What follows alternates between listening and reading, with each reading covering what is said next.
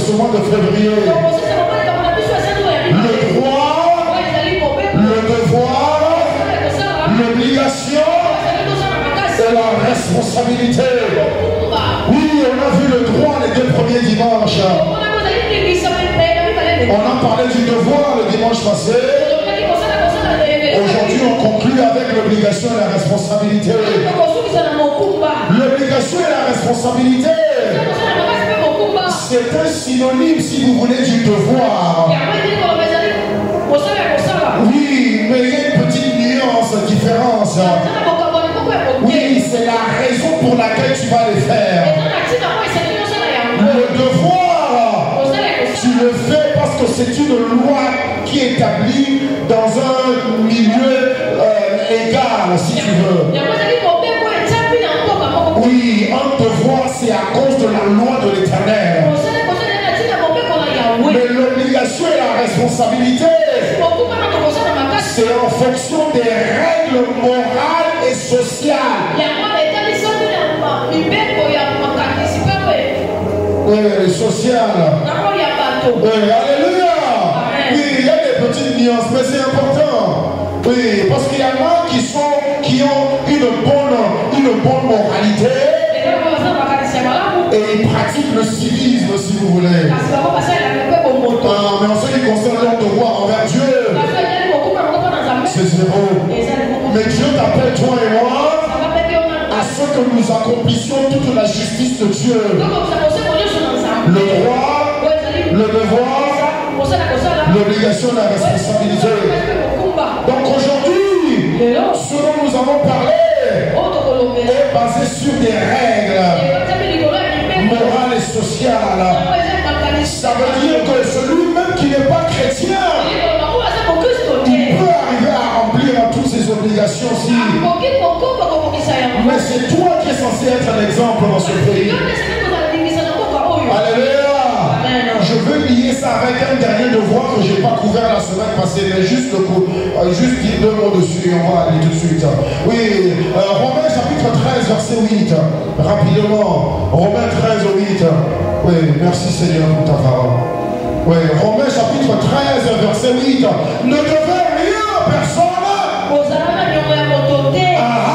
Si cela ne vous aimez les uns les autres.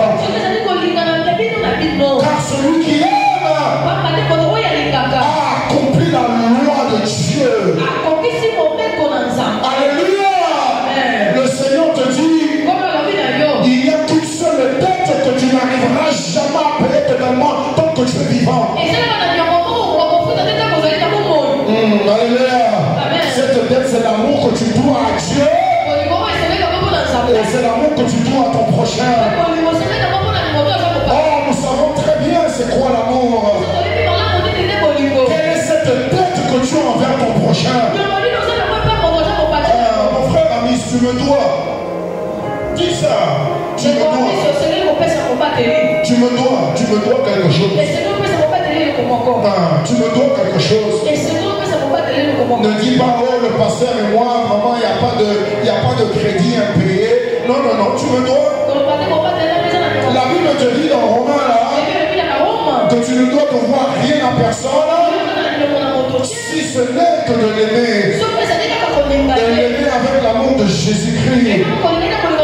Comme Jésus a dit aux disciples, je vous donne un commandement nouveau.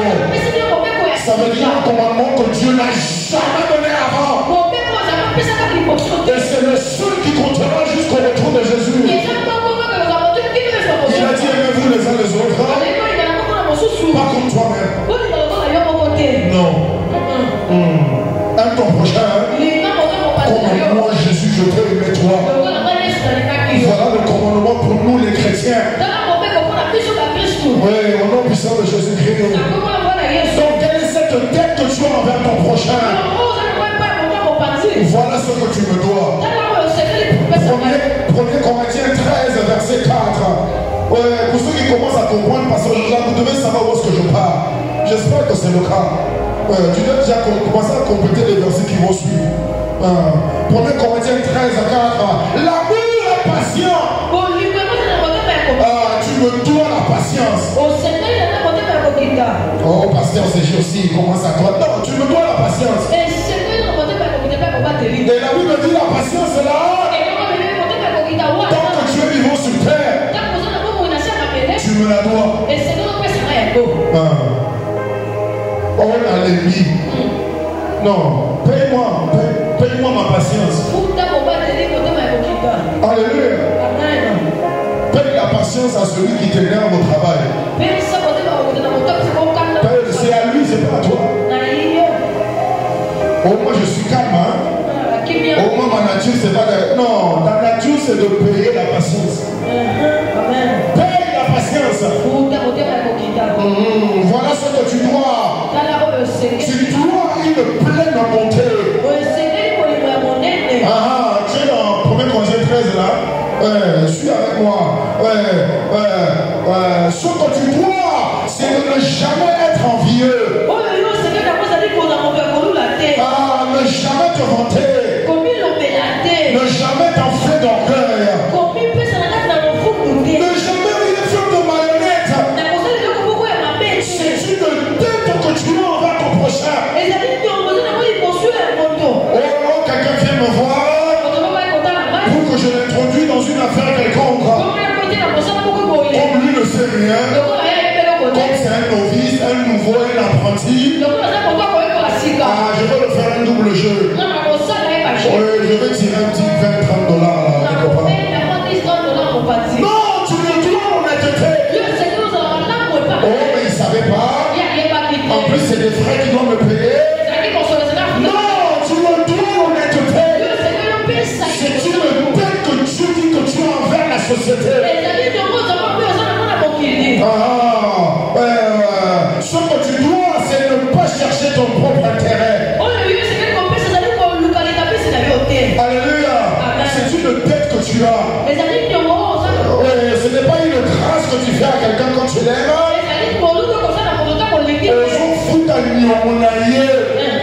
Comme Jésus t'a donné librement, Jésus te dit il faut donner à la même personne.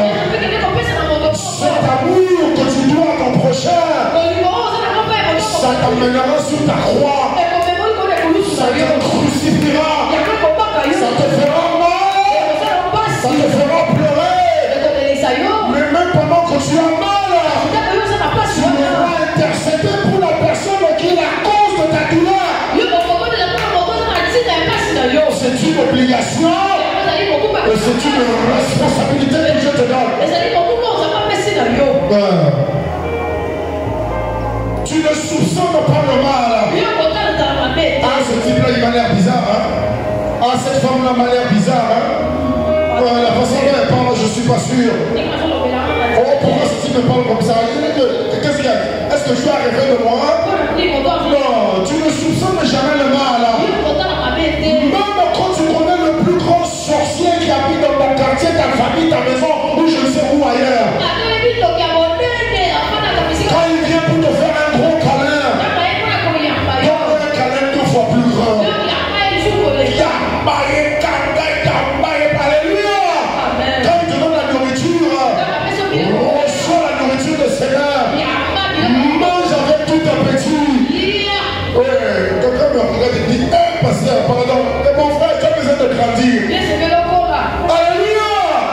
N'est-ce pas Jésus qui a dit, si vous buvez quelque chose qui n'est pas bon, ça ne vous fera pas de mal. Alléluia. Si tu n'es pas encore là-bas, continue à prier, continue à croire, parce que tu ne peux pas te méfier de tout le monde.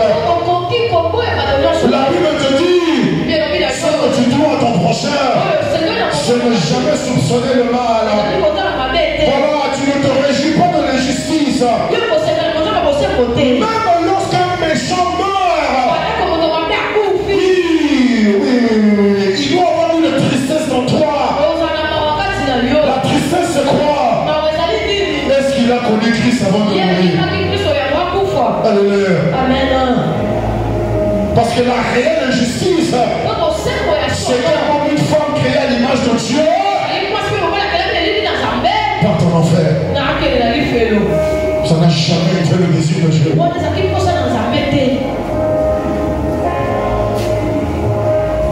justice qui doit être établie sur terre. Mais la justice éternelle de Dieu. L'Éternel veut sauver tout le monde de cette justice-là. Et toi, tu ne vas jamais le désirer sur quelqu'un. Tu dois te réjouir de la vérité. Voilà, c'est ça que tu dois à tout homme. Tu te réjouis de la vérité. Tu excuses tout. Tu crois tout. Tu espères tout. Et tu supportes tout. Et tu ne péris jamais. Alléluia. Voilà ton obligation. Voilà ta responsabilité. Ça déjà, ça te fait réfléchir une fois. Oh, ce type-là, il m'a fatigué. Hein. Non, tu es en train de commencer. Maintenant, qu'est-ce que ça veut dire pour nous rapidement? Genèse chapitre 4, versets 6 à 12.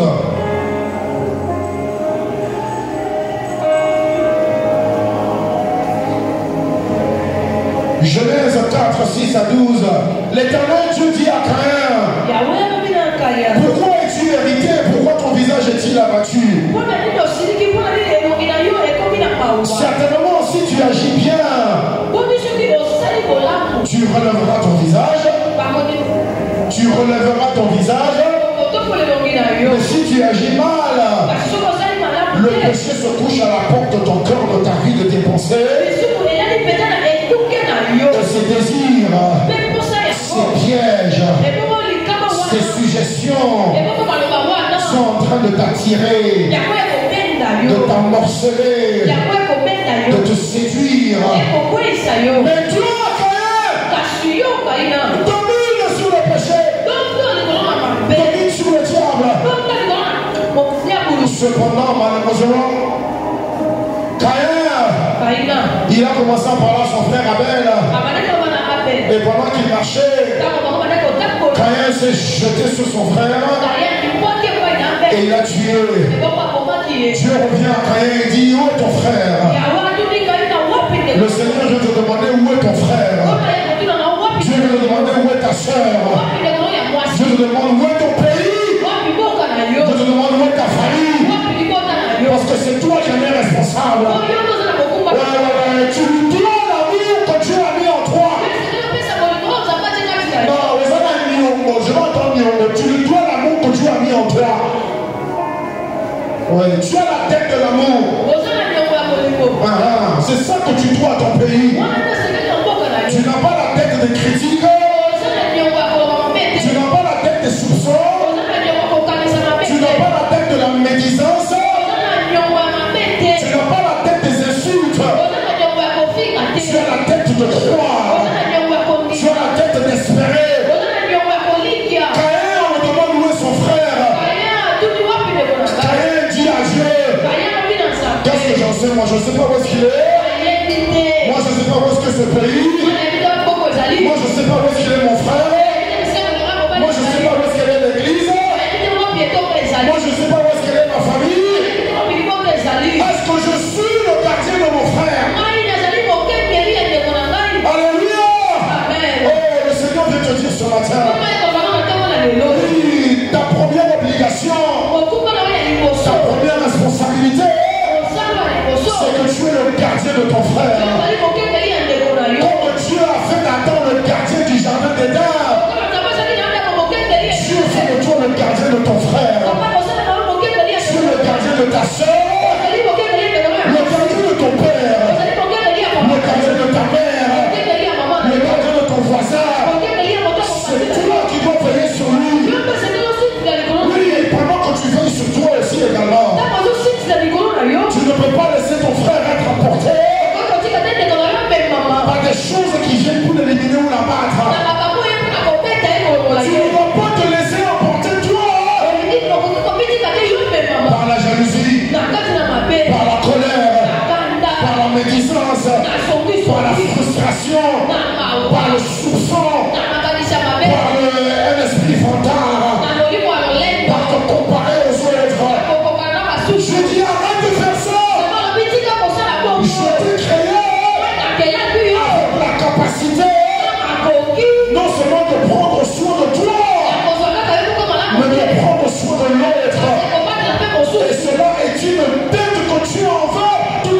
société. Un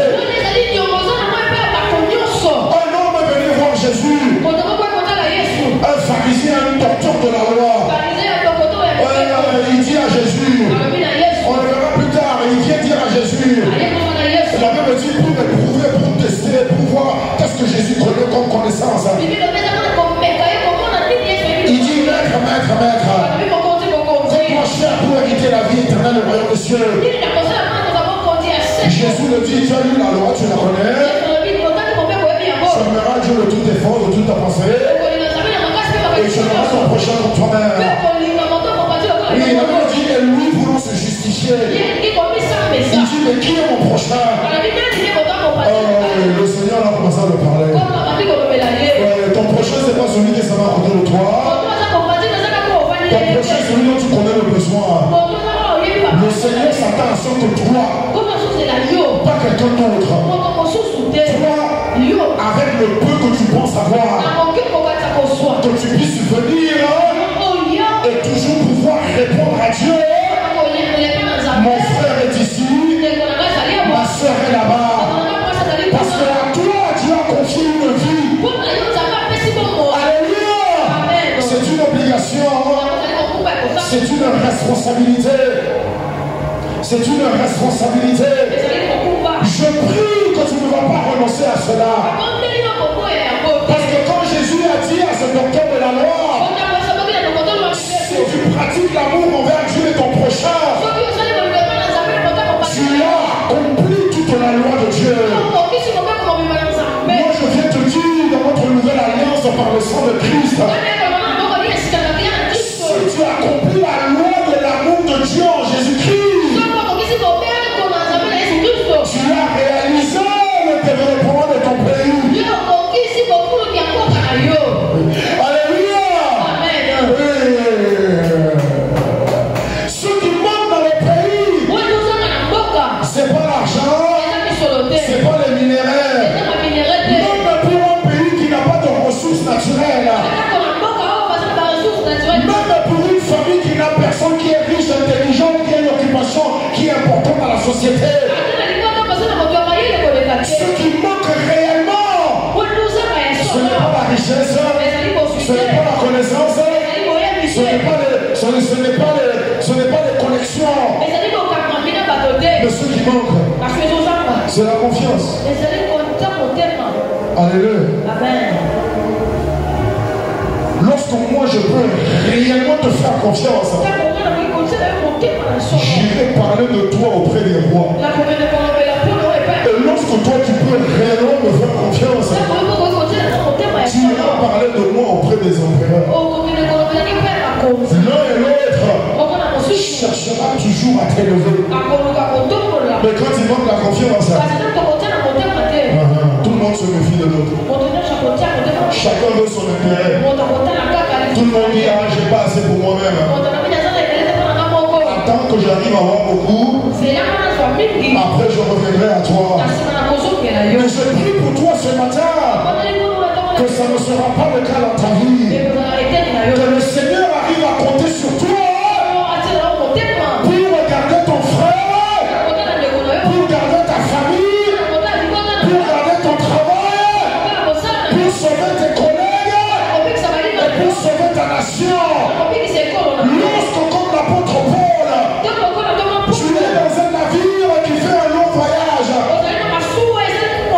que tu es le prisonnier dans cet endroit-là, tu es le plus petit, celui qui n'a pas de droit, qui n'a pas de ressources. Mais je prie que l'Éternel t'apparaisse comme il est apparu à Paul et qu'il te dise, comme il a dit à Paul, la vie de tous les hommes dans ce navire, je l'ai mis entre tes mains à toi. Parce que je sais que toi, Paul, tu vas prier pour eux tous afin que personne ne soit perdu. Le Seigneur veut tout arranger. Le Seigneur veut tout réparer. Mais il veut que personne ne soit perdu. Pour que les hommes ne soient pas perdus, il faut que Dieu ait quelqu'un envoyé. Alléluia. Mais si je cherche pour moi-même, ça sera toujours limité. Parce que tout ce que Dieu a, c'est toujours pour partager avec tout le monde. Ouais, ce que toi tu as, c'est pour partager avec toi-même. Proverbe chapitre 20, verset 11. Rapidement. Proverbe 20, 11. L'enfant laisse déjà voir par ses actions si sa conduite sera pure et droite. L'enfant laisse déjà voir par ses actions si sa conduite sera pure et droite et correcte. Le Seigneur vient te dire, ce n'est pas seulement ce que tu dis, ce n'est pas seulement ce que tu penses. Tes actes doivent témoigner de l'amour de Dieu que l'Esprit Saint a répandu dans ton cœur. La solution de ce pays, c'est l'amour de Dieu. La solution de ta famille, c'est l'amour de Dieu. Ouais, hier je suis allé voir mon père. Ouais, le petit frère de mon père. Ouais. L'histoire dans le passé a été très compliquée.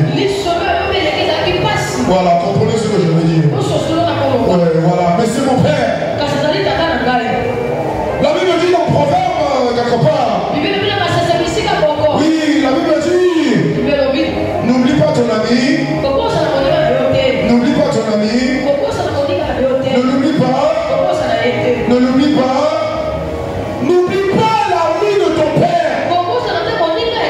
Alléluia. Oui, qu'il ait été bon ou mauvais, il reste l'ami de ton père. Ça veut dire qu'il me rend d'un père envers toi.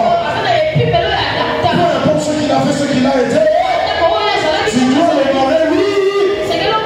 Comme tu dois honorer ton père, comme tu dois honorer Dieu. Le Seigneur attend à ce que tes actes puissent être des actes responsables. La responsabilité, ce n'est pas de faire du bien à quelqu'un. Non, la responsabilité, c'est d'aimer quelqu'un. Parce que l'amour va également bien châtier. Alléluia. Donc si tu veux seulement dire, oh, ce frère-là me fait toujours du bien. Non, moi je ne suis pas d'accord. Il doit avoir eu le jour, oui, où cette personne doit parler sévèrement en te montrant la vérité que tu dois accomplir pour ta vie. C'est l'obligation et la responsabilité que tu as. C'est pour ça que dans 1 Corinthiens 14, verset 20, 1 Corinthiens 14, verset 20, la Bible dit, frères, ne soyez pas des enfants sous le rapport du jugement. Ah, mais pour la malice, pour la malhonnêteté, pour la séduction, la ruse, soyez des enfants. Ah, soyez innocents. Soyez sans faute. Mais à l'égard du jugement, soyez des sons de fait. Alléluia. Le salut de ta famille, même le salut de ta vie, ne sera jamais complètement, totalement manifesté. Si toi tu n'arrives pas à la stature parfaite de Christ, à l'état d'homme fait, ça veut dire des actes, des pensées, des paroles qui ne viennent et qui ne sortent que pour l'amour de Christ. L'amour de Christ, c'est pas le sourire. L'amour de Christ, c'est donner sa vie pour son prochain. C'est donner son argent pour son prochain. C'est donner son temps pour son prochain.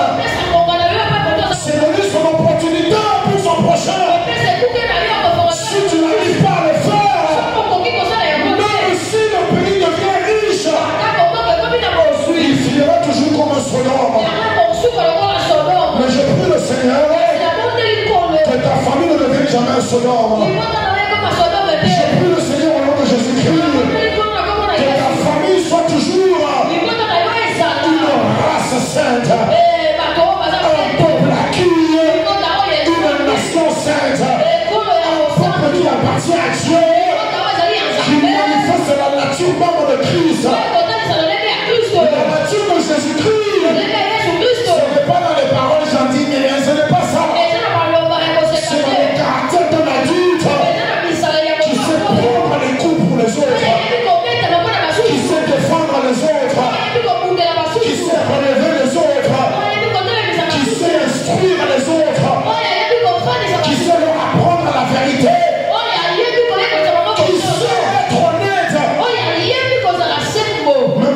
fait manquer beaucoup d'argent. Alléluia. Amen. Dieu te dit, chaque fois qu'il y a le mal devant toi, sois toujours innocent. Alléluia. Oui, je sais qu'ici au Congo, les innocents, c'est ce qu'on appelle la yuma. Je sais. Quand tu renvoies faire quelque chose, et que voilà, il a fait un bon marché, il lui reste $55. Oui, il peut mettre dans la poche, personne ne saura. Non, lui ramène au patron. Comment est-ce qu'on appelle celui-là? Mais tu ne sais pas que c'est ce yuma-là sur qui Dieu veut bâtir la nation, sur qui Dieu veut bâtir une famille, sur qui Dieu veut construire une vie. Alléluia. Je prie pour toi. Tu seras toujours un enfant. Quand tu vois le mal, l'innocence qui t'est accordée par l'Esprit Saint en toi, ça veut dire que tu as été innocenté, pardonné, purifié. Il y a aucune faute en toi. Oui, tu vas la garder ainsi. Tu diras, oh moi non. Non merci, je ne veux pas. Non merci, je ne veux pas. Mais quand tu arriveras au jugement, quand tu arriveras à la décision, quand tu arriveras au moment où tu dois agir avec amour, là tu seras l'homme qui pourra porter une nation sur tes épaules. Tu seras un homme qui pourra porter ta propre vie à toi. Alléluia. Parce que la Bible dit dans Ephésiens chapitre 4, 14, afin que nous ne soyons plus des enfants flottants et emportés à tout vent de doctrine par la tromperie des hommes, par leur ruse, leur malice, leur séduction.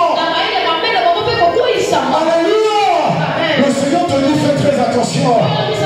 Ta responsabilité, c'est d'être mature et de prendre la bonne décision. Oui, Dieu attend à ce que tu prennes la bonne décision. Ne dis pas, oh papa ne m'avait pas dit. Oh maman ne m'avait pas dit. Va acheter ta Bible. Va la lire et prie le Seigneur. Et permets à l'Esprit qui est en toi, si tu as accepté Christ comme ton Seigneur, à se manifester à travers toi. Parce que Dieu te dit, l'enfant, c'est celui qui succombe à toute tentative du diable qui lui est présentée. La Bible dit, l'enfant du diable, c'est celui qui pratique le péché, celui qui pratique la malhonnêteté, celui qui pratique le soupçon, celui qui pratique la colère. Toute opportunité qui t'est présentée pour être fâché, tu te fâches toujours. Tu es encore un enfant. Dieu t'attend parce qu'il veut bâtir des choses extraordinaires en toi, pour toi et à travers toi. Mais il ne peut pas te mettre une charge qui est trop lourde. Il faut que tu grandisses, que tu sois un homme fort et que ton jugement soit exercé en discernant ce qui est bien et ce qui est mal. Et le discernement du bien et du mal, c'est l'amour de Jésus. Alléluia. Amen. Le Seigneur commence à me faire comprendre que tout le monde pleure pour ce pays. J'espère que tu pleures pour ton pays. Ah oui, chacun pleure pour sa vie. Chacun pleure pour sa famille. Tu pleures pour ton travail. Mais selon Jésus-Christ en Luc chapitre 10, la réponse qui accomplit tout, c'est l'amour de Christ manifesté en toi.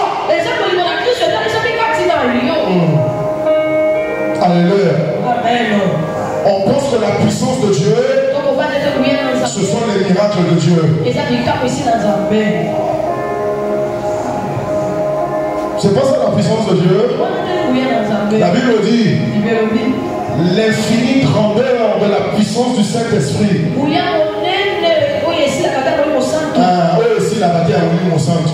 Cette infinie grandeur-là, Dieu l'a utilisée dans sa totalité une seule fois. Pour ressusciter Jésus d'entre les morts. L'amour de Dieu pour toi lui a coûté toute sa puissance. Guérir le malade, c'est quoi pour Jésus? Jésus a dit aux hommes et aux femmes, aux pharisiens, qu'est-ce qui est plus facile à faire? Qu'est-ce qui est plus facile à dire? Oh, tes péchés sont pardonnés. Ou lève-toi, prends ton lit et marche. Les gens le regardent. Il dit, ok, pour que je vous montre que le Fils de l'homme a le pouvoir de pardonner ton péché. Lève-toi, prends ton lit et marche. Ça va coûter quoi? Mais quand Christ est sur la croix, en train d'exprimer son amour pour toi, lui qui n'a jamais pleuré, lui qui a marché sur les eaux, lui qui a commandé au vent la tempête de se taire, lui qui a dit à Pierre, va prendre un poisson, il y a l'argent dans sa bouche et viens payer les impôts. Ce même Jésus sur la croix, il dit, Père, pourquoi m'as-tu abandonné? Alléluia. Le miracle, c'est rien. Tout le monde court après les signes et les prodiges. Mais personne ne court après l'amour de Dieu. C'est pour ça que tu peux avoir des prophètes puissants.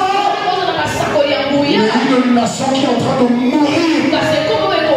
Parce que la vraie puissance de Dieu, qui est son amour à lui, qui transforme tout,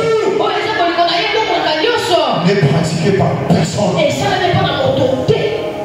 Tu donnes des prophéties, mais tu n'es d'aucun pauvre. Voilà, je vais me dire, ça me vient à la tête. Tu es un pasteur, tu as des équipes de football. De équipe de football. Ah, mais tu n'as même pas une école maternelle. Professeur, c'est face, maternelle. Pas primaire, maternelle. Même ça, tu n'as pas. Mais tu as une équipe de football. Que Dieu te juge. Et après, quand ton équipe va aller jouer, vous allez même oser faire la prière. Que vous perdez 7-0 jusqu'à la fin du championnat. Tous les matchs. On commence à jouer avec Dieu. Il y a des hommes qui ont de l'argent. Il y a des choses qui sont de réussir ici et là. Mais Dieu vient demander à tout le monde. Où est ton frère? Où est ta soeur? Où est ton père? Où est ta mère? Où est ton voisin? Où est ton ami de classe? Où est ton voisin avec qui tu es assis en classe? Où est ton voisin de la rue? Non, toi c'est toujours mon intérêt. Le Seigneur vient te réveiller ce matin. Parce qu'avec toi, Dieu veut faire de grandes choses. Avec toi, Dieu veut changer ce pays. Avec toi, Dieu veut changer ta famille. En commençant par changer ta propre vie. Mais permets à Dieu qu'il puisse t'utiliser comme un canal. Un canal. Ne sois pas un récipient qui reçoit tout et qui ne donne rien. Non, la Bible dit il y a plus de joie de donner qu'à recevoir. Pourquoi? Ce que tu reçois, ça s'arrête là-bas. Tu as mis le jus à la... Comment on appelle ça encore? Je mets toujours le nom. Carafe, girafe, barafe. Quoi? Carafe. Oui, tu mets le jus dans la carafe là. Si tu laisses ça comme ça jusqu'au retour de Jésus, bon, il y aura des trucs qui vont développer à l'intérieur.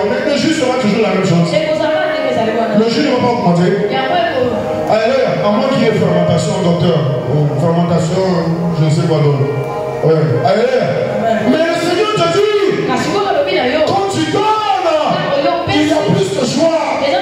Parce que Jésus-Christ a dit, la semence que tu gardes dans ta main, tant que toi tu la gardes, elle restera seule. L'amour que tu as dans ton corps, tant que tu le gardes pour toi, il restera seul. L'argent que tu as dans ta poche, tant que tu le gardes pour toi, il restera seul. Mais faut le donner, faut le semer. Laisse l'esprit te conduire. Parce que quand tu l'auras semé, il entrera dans la terre, il va mourir, il va disparaître. Mais dans peu de temps, il va commencer à sortir. Et ce ne sera pas une semence, ça sera une multitude de fruits qui contiennent une myriade de semences. Je viens prier pour toi ce matin. Que le Seigneur fasse de toi un réel canal de l'amour divin de Dieu en Jésus-Christ. Afin que d'abord ta vie à toi soit transformée. Comme la vie de Christ a été transformée. La Bible dit, lui qui est Dieu ne l'a pas considéré comme une proie arrachée d'être égal à Dieu. Mais il est venu comme un fils. Il est venu comme un serviteur. Il s'est dépouillé de sa gloire. Il s'est approché de toi. Il a pris ta place. C'est pour ça que Dieu l'a souverainement élevé. Je prie pour toi que tu aies la même attitude. Toi qui es égal à Dieu. Toi qui as été transformé dans la nature de Dieu. Toi dont le nom est écrit dans le livre de vie. Tu vas descendre vers ton frère. Tu vas enlever tes vêtements royaux et brillants célestes là. Tu vas t'habiller comme un pauvre. Afin de t'approcher de ton prochain. Pour lui tendre la main. Pour le relever. Pour prendre sa place. Et le Dieu qui voit dans le secret, il te lèvera en public. Alléluia. Et puisque tu sauves un homme, tu es en train de sauver une nation. Alléluia. Le problème du Congo est facile à régler. C'est pour ça que la solution viendra de l'église. Que quelqu'un me dise amen. Ouais, si toi tu rates, même si ce pays se développe, les habitants vont s'entretuer. Parce que la richesse, ça rend plus fou que la pauvreté. Alléluia. Zacharie chapitre 7 verset 8 à 10. Rapidement on termine. Encore 2 versets. Zacharie 7, 8 à 10. Nous parlons des obligations et des responsabilités que Dieu nous a données. Oui, l'obligation et la responsabilité, c'est que Dieu est quelqu'un de ton frère. Tu es l'ami de ta soeur. Jésus-Christ a dit aimez vos ennemis. Faites du bien à ceux qui vous maltraitent. Parce que tu dois sauver son cœur. Même si lui il est méchant, tu dois prier que l'amour de Dieu descende en lui et que ça fasse fondre son cœur de pierre. Et ne pas dire ah celui-là qui meurt seulement et qui part en enfer. Ça ne sera pas ton cas. Non, non, non, non. Jésus-Christ a dit je ne suis pas venu condamner. Je suis venu sauver. Toi tu n'es pas là pour condamner. Tant que l'homme et la femme sont vivants, ils doivent être sauvés. Tu dois prier pour eux et faire tout ce que tu peux. Le Seigneur te dit dans Zacharie 7, 8 à 10. La parole de l'Éternel fut adressée à Zacharie. Ainsi parlait l'Éternel des armées. Rendez véritablement la justice. Ayez-le pour l'homme de la bonté, de la miséricorde. En d'autres termes de l'amour. 10. N'opprimez pas la veuve. N'opprimez pas l'orphelin. Ne faites pas du mal à l'étranger.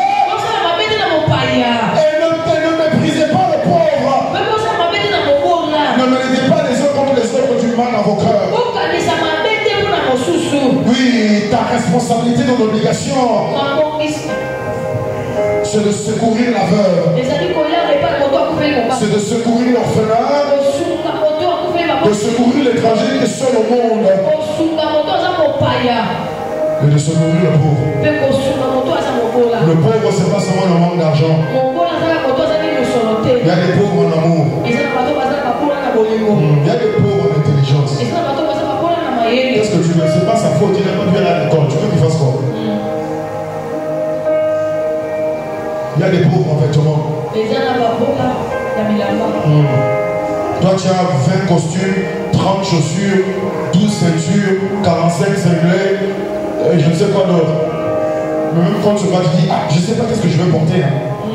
Tu as un frère qui met le même costume de janvier à décembre. Alléluia. Et quand tu en as deux, tu dis, oh, je n'ai que deux. On va donner un cas à celui qui n'a rien. Alléluia. Dieu est un esprit. Il ne regarde pas les chefs d'État pour changer une nation. Il ne regarde pas les chefs d'État. Non, il te regarde toi, homme esprit. Alléluia. À travers toi, puisque tu es fils de Dieu, la veuve sera secourue, l'orphelin recevra de l'aide, l'étranger ne sera pas abandonné, et le pauvre retrouvera toujours un soutien. Parce que tu es la manifestation même de l'amour de Dieu. La Bible dit dans Romains chapitre 12, verset 15. 12-15, réjouis-toi avec ceux qui se réjouissent. Pleure avec ceux qui pleurent. Tu dois avoir de la sympathie, ça veut dire la sympathie, c'est voir, reconnaître ce que l'autre traverse. Et l'empathie, c'est te mettre à la place de celui qui souffre. Tu ne vas pas seulement dire, ça fait mal, hein? Non, tu diras, si c'était moi à sa place, qu'est-ce que j'aurais souhaité avoir comme aide? Et tu vas lui donner ça. Tant que tu ne fais pas ça, ce que nous vivons aujourd'hui, ce que tu vis dans ta vie, tu auras cette manifestation de bénédiction, mais tu auras toujours peur à gauche et droite. La sécurité sera très difficile. Mais je prie que ce ne soit pas ton cas. Au nom puissant de Jésus-Christ. Proverbe 24, 10 à 12. Proverbe 24, 10 à 12. Si tu faiblis le jour de la détresse, ta force n'est que faiblesse. Néant zéro. Délivre ceux qu'on traîne à la mort. Ceux qu'on va égorger, viens les sauver. Mais si tu dis, ah, nous ne savions pas. Celui qui pèse les cœurs, ne le voit-il pas? Celui qui veille sur ton âme, ne le connaît-il pas? Et ne regarde-t-il pas chacun selon ses œuvres? Alléluia. L'amour de Dieu n'a rien à voir avec ton âge. Oh non, moi j'ai encore 16 ans. Alors c'est papa et maman qui doivent m'aimer. Non, tu dois montrer l'amour de Dieu envers tes parents. Alléluia. Alléluia. C'est un devoir que tu as. C'est une responsabilité que tu as.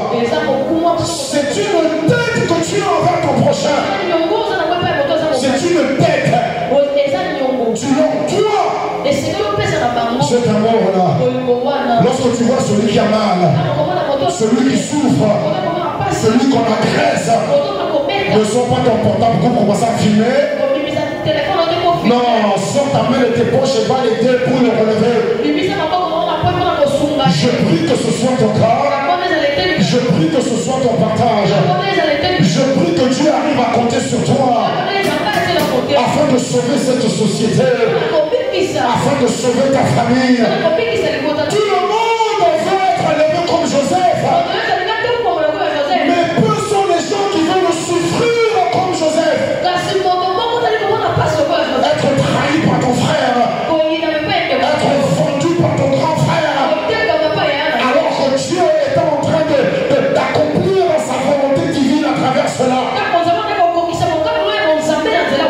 Joseph est grand, il dit à ses grands frères, n'ayez pas peur.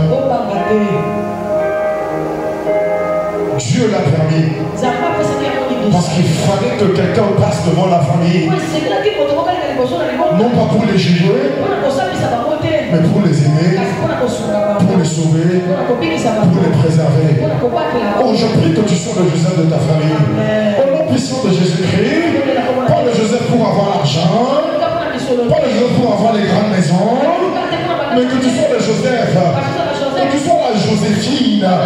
Oui, parce que par toi, Dieu pourra sauver tes parents. Par toi, Dieu pourra préserver ta famille. Et tu n'auras jamais de l'orgueil dans ton cœur.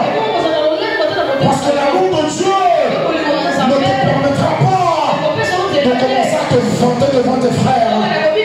Non, tu vas plutôt t'humilier devant eux. Tu vas pleurer avec eux. Tu vas te réjouir avec eux. Parce que Dieu qui a été fidèle t'a utilisé toi pour sauver les autres. Alléluia. Amen. Voilà ce que Dieu attend de toi. Ouais, pour que ta famille change. Ouais, pour que tes enfants changent. Pour que tes parents changent. Pour que tes collègues de travail changent.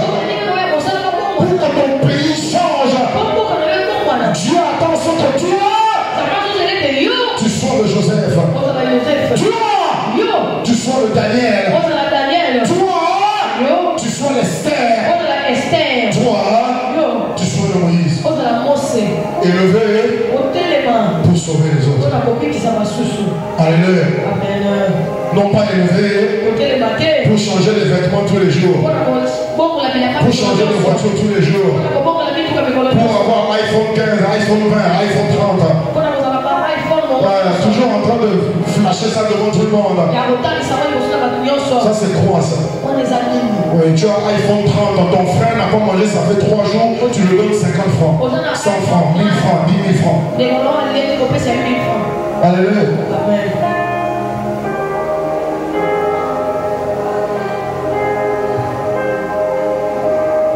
Et on va terminer, puisque nous avons la Sainte Seine aujourd'hui. Luc chapitre 10, verset 30.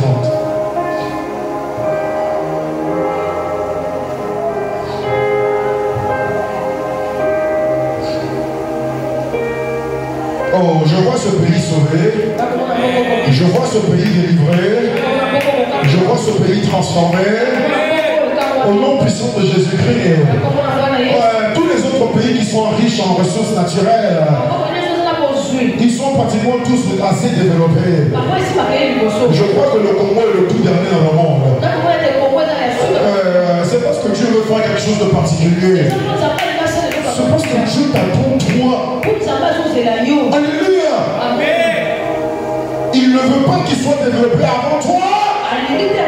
Sinon c'est le méchant qui va tout contrôler. Il veut que ce soit les justes qui soient maîtres le contrôle de tout et qui aient l'influence afin que la veuve soit secourue, afin que l'étranger soit protégé, afin que le pauvre soit aidé et afin que l'orphelin ne soit pas abandonné. Alléluia. Luc chapitre 10 verset 37, verset 30. Jésus prit la parole et dit: un homme qui descendait de Jérusalem à Jéricho est tombé au milieu de brigands qui l'ont dépouillé, qui l'ont volé. Ils l'ont frappé, ils l'ont laissé demi-mort, à moitié mort.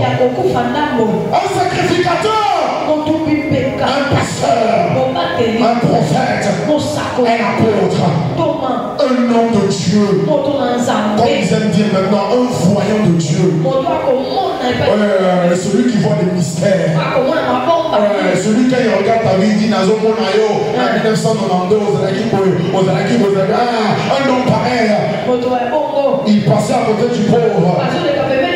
Et comme par hasard, quand c'est un pauvre, là il passe seulement. Ça ne sera pas ton cas. Oui, là le prophète passe. Oui, là l'onction n'ouvre pas. Là il n'y a pas de prophétie. Là il n'y a pas de message. Quand c'est pas un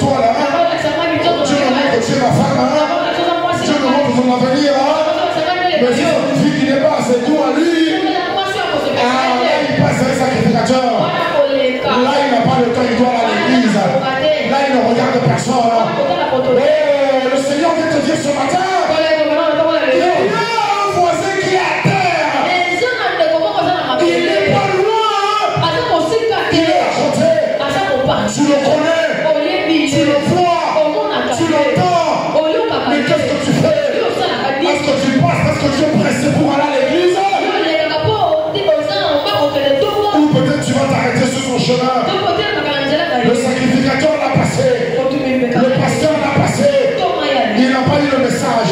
Dieu n'a rien dit. L'esprit n'a rien montré. Parce que l'équipe était pauvre. Parce qu'il était frappé. Parce qu'il était mourant.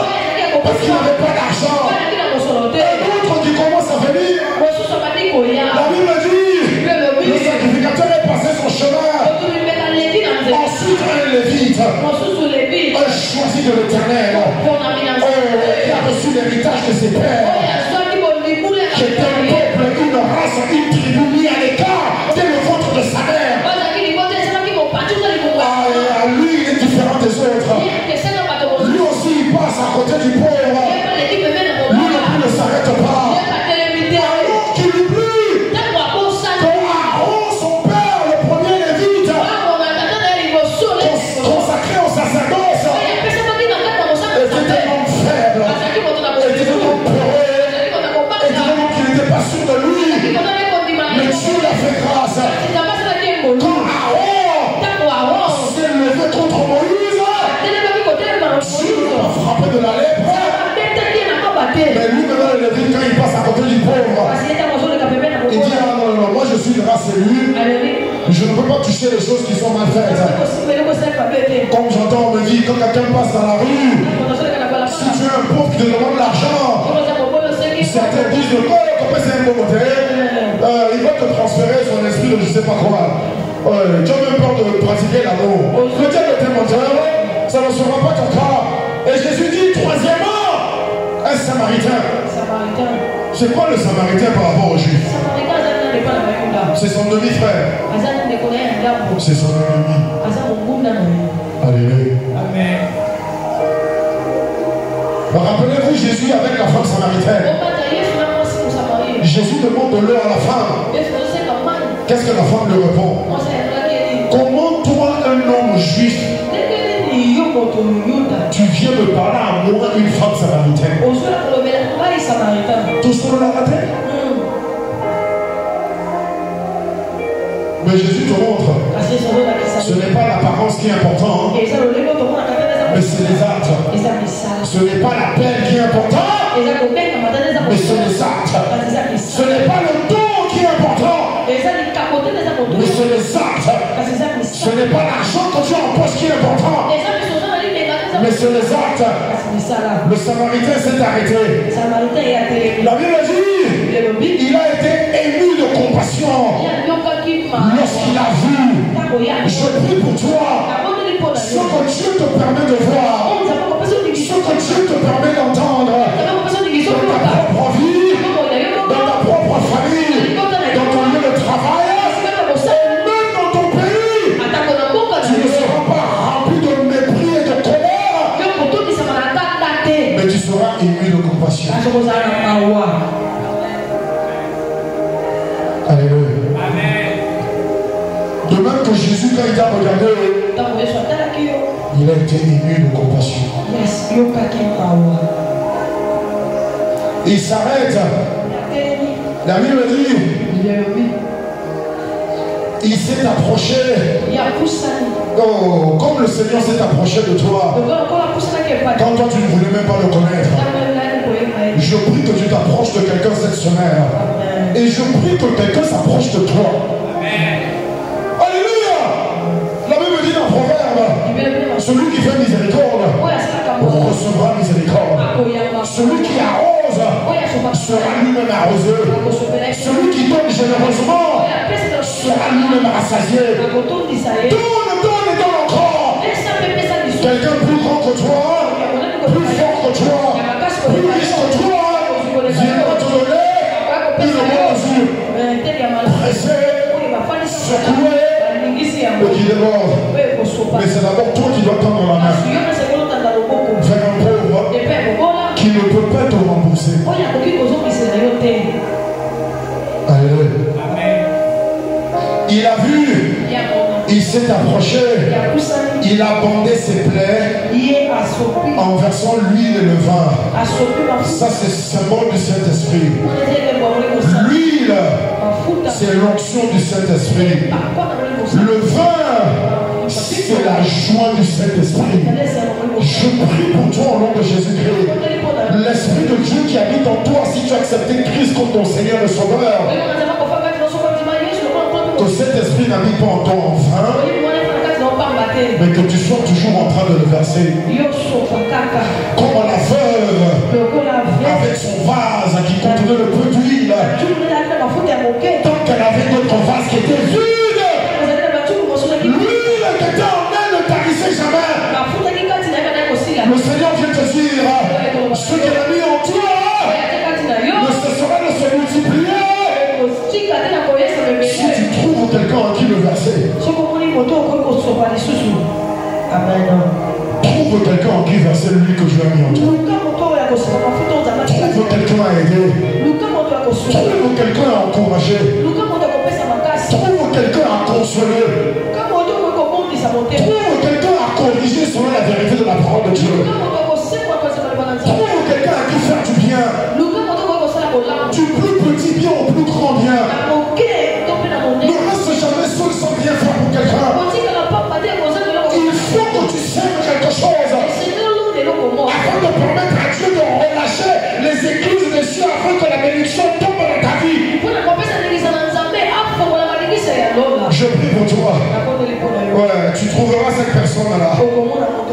Comme Christ s'est approché de toi, tu t'approches de ces personnes en commençant par toi-même, en allant dans ta famille, dans ton travail, dans ton école, dans ton quartier, dans ta famille, dans ton pays, et tu vas bander les plaies.